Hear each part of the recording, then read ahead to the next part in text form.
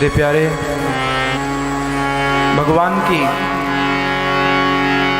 यह पावन कथा, इसमें आए हुए सभी भगवान की कथा के रसिकों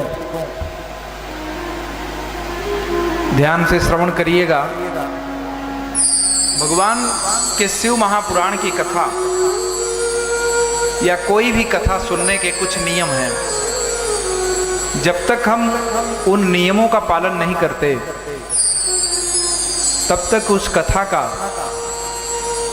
हमको पूर्ण फल प्राप्त नहीं होता, बल्कि उल्टा उस कथा से कभी कभी तो विपरीत फल भी प्राप्त होता है। जैसे कि यदि आप किसी अच्छे स्थान पर यानी कथा मंडप में, भगवान के मंदिर में जाते हैं, किस लिए? पुण्य फल प्राप्त करने के लिए, अपने जीवन को संवारने के लिए, सुखद जिंदगी के लिए। लेकिन कभी कभी इसका ठीक विपरीत परिणाम प्राप्त होता है। आप आश्चर्य में होंगे कि सभी तो ऐसा कहते नहीं है। कहते हैं कि नहीं, भगवान के पास जाने में, गुरु के पास जाने में, गुरु के दरबार में, भगवान के दरबार में, कथा मंडप में जाने से हमारा पुण्य बढ़ेगा। पाप कैसे बढ़ेगा?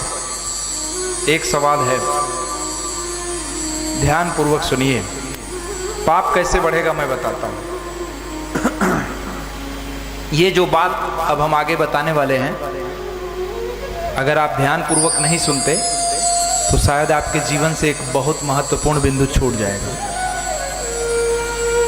हाँ, आप अच्छे स्थान पर, कथा मंडप में और भगवान के दरबार में जाकर के भी पाप लेकर आ सकते हैं। पूछिए कैसे? हमारे यजमान और शिष्य श्री राम जी को मैं निवेदन करूंगा कि वो हमारे समक्ष बैठे, पास में बैठे, समीप बैठे, और कोशिश करें आप लोग भी कि जितना हो सके आप नज़दीक बैठे, समक्ष बैठे तो अच्छा रहेगा। पूरा मंडप, ताकि हम आपको देख सकें। देखिए, सबसे प्रथम बात यह है कि हम शुभ स्थल पर जाते हैं शुभता बढ़ाने के लिए, लेकिन तकलीफ कब हो जाती है? जब हम उस स्थान पर जाते हैं और वहां की महिमा हमको पता नहीं होती, हम वहां के नियम से वंचित होते हैं, उस नियम की जानकारी हमको नहीं होती, तो हमको उसका विपरीत फल मिलता है। जैसे कि किसी भी भगवान की कथा में जब हम जाएं तो प्रथम नियम यह है कि जब हम कथा में पहुंच रहे हैं तो उस कथा में आपस में जो बातचीत हम करते हैं उस बातचीत को विराम दें। ऐसा मैं क्यों कह रहा हूं? और कथा को मध्य में कभी ना छोड़ें। कोशिश करें कि जितना समय हो उतने समय के लिए अंत में आ जाएं, वो ज़्यादा ठीक है। प्रारंभ में आते हैं तो कोशिश करें कि समय निकाल करके आएं, मध्य में न छोड़ें। सभी लोग बैठ जाएं। यदि आप कथा में बीच में वार्ता करते हैं, बातचीत करते हैं,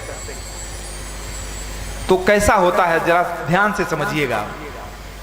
आपके यहाँ आपके लड़के की शादी, विवाह, और उसके लिए लड़का देखने वाला, लड़की का पक्ष, कन्या पक्ष आ रहा है, तो आपकी तैयारी कैसी होती है, व्यवस्थाएं कैसी होती हैं? और लड़की पक्ष मान लीजिए कि आगे बैठा हो सामने और आप लोग उनके सामने बैठे हो, तो क्या उस समय आप अपने बातचीत में मशगूल होते हैं या उनके आवभगत में, उनके स्वागत में क्या करते हैं? एक छोटा सा उदाहरण हमने दिया। जहां पर इस ब्रह्मांड के नायक भगवान महादेव बैठे हैं और उन महादेव की कथा चल रही हो, वहां पर हम अपने सांसारिक व्यथा की अगर चर्चा करेंगे तो हमको पुण्य मिलेगा या पाप? आप लोग बताइए, हम नहीं बताएंगे, आप स्वयं बताइए। आपको पुण्य मिलेगा? यहां भगवान बैठे हैं, यहाँ आपके गुरु बैठे हों या आपके ब्राह्मण बैठे हों या भगवान के पोथी ही क्यों ना यहाँ पर विराजमान हो और कोई मूक गुरु ब्राह्मण संत अपनी वाणी से कथा सुना रहा, ऐसे में क्या आपको पुण्य मिलेगा? और आधुनिक जीवन का, जिसको मैं भस्मासुर कहता हूं, चलभास मोबाइल, अगर आपके पास यह है और आप इससे बराबर बात कर रहे हैं तो आप क्या कर रहे हैं, आप स्वयं समझिए। आप कहीं जाएं, मान लीजिए आप अपनी बात कर लें, आप हमारे पास ही आ जाएं और हम अपने मोबाइल में खोए रहें, या फिर किसी के पास जाएं, वो अपने मोबाइल में खोए रहा है, अपनी दुनिया में मस्त रहे, अपने परिवार वालों से बात करे, अपने सगे संबंधियों से बात करे, आप पर ध्यान न दे, आप अतिथि हैं, आप पर ध्यान न दे, तो क्या होगा? आप दोबारा जाएंगे या वहां पर थोड़ी देर भी बैठेंगे, 2-5 मिनट 10 मिनट इंतजार कर सकते हैं, लेकिन अगर आपको थोड़ा सा भी स्वाभिमान समझ में आएगा तो आप कहेंगे कि नहीं, यहाँ बैठना उचित नहीं है। यावत ही हर्षे नहीं और नैनन नहीं सने, कि तुलसी वहां न जाए कंचन बरसे। जिस स्थान पर जाने पर वहां के लोग आवत ही हर्षे नहीं, हर्षित न हो जाए, मन से आह्लादित न हो जाएं, प्रसन्न न हो जाएं, आइए आइए आपका स्वागत है, ऐसे भाव से ऐसी वाणी बोलते हुए उठकर खड़े न हो, ऐसे स्थान पर जहां सम्मान न हो, वहां पर तुलसीदास जी कहते हैं कि भले वहां पर स्वर्ण की बरसात क्यों न होती हो, पगले वहां जाना मत। तो क्या भगवान दोबारा आएंगे?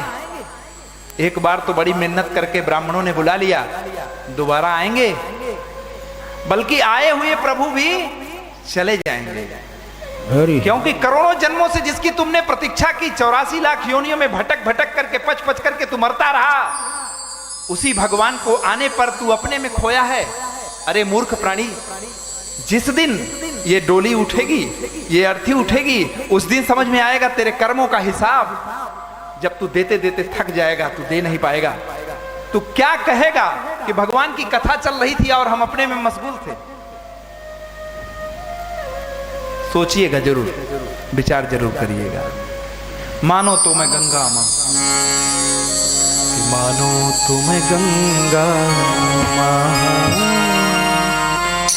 ना मानो तो बहता पानी, मानो तो मैं मां, ना मानो तो बहता।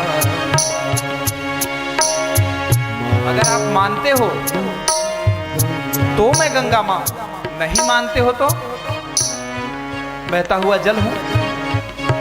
लेकिन एक बात मानिएगा, बहता हुआ जल भी मानते हो ना, यहां तक कि व्यर्थ जल मान लो, सबसे खराब जल मानना, फिर भी व्यर्थ से व्यर्थ जल भी आपके घर में जब अग्नि लगती है तो उसको बुझाने के काम में वो गंदा पानी भी आ जाता है। हरिओम तत्सत, हरिओम तत्सत। पानी का जीवन में बड़ा महत्व है मेरे प्यारे।